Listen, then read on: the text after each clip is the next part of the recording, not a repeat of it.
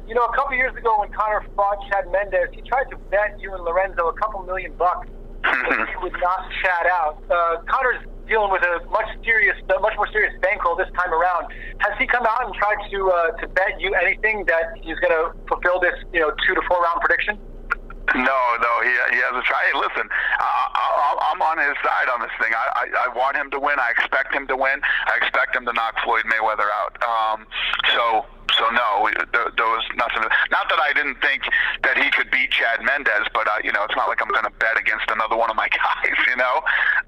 Which, by the way, we didn't make that bet, but we did pay him. Okay, and then. It was ruled today that you guys are going to be an official promoter for this event. So what additional leverage does that give you guys? How else are you able to now help push this, as you said, to 1 billion homes worldwide?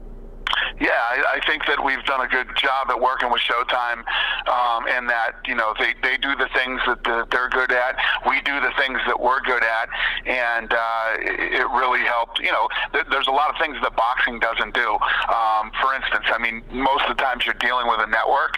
Networks aren't too excited to go, OTT. So it's not a big thing that they're into. We have the capabilities. We do it all the time, and I believe we're one of the best to do it. And the numbers are tracking huge. We're going to do the numbers that everybody has been talking we're going to do. The line in Vegas is the over-under is 4.9 million. Everything is tracking right now to say that we're going to kill this thing. So it's looking really good.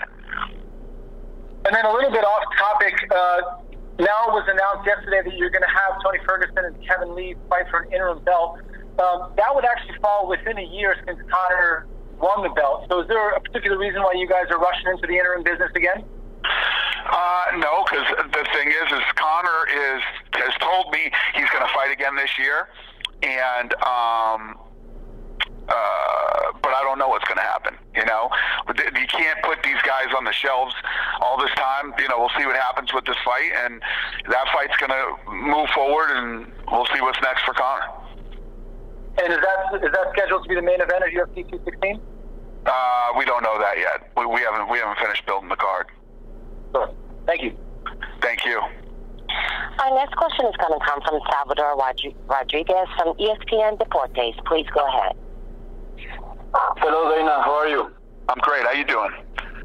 I'm good, thank you. I have a question. How much money do you expect to Conor McGregor make that August 26th?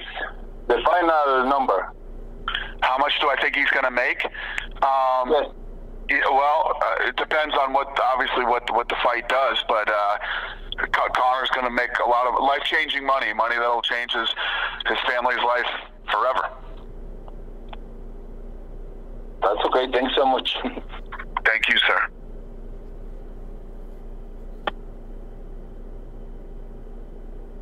Our next question is going to come from George Willis.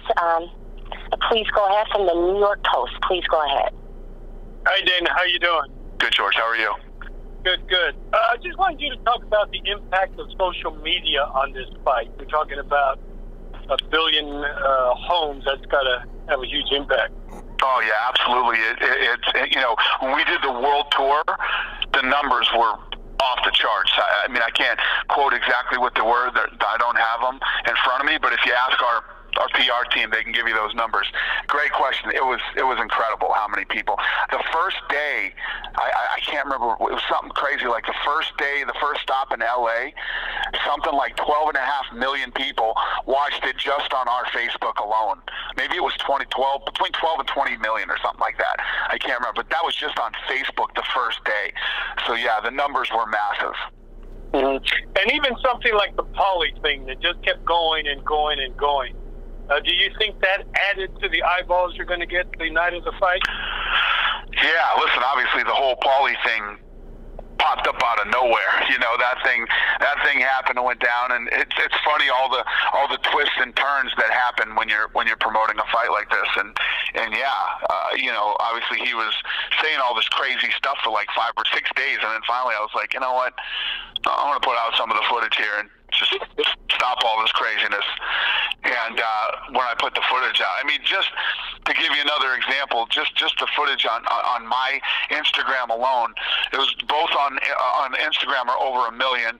My Facebook was over 2 million, and Twitter was close to 2 million too, just on mine. That doesn't include everywhere else it went.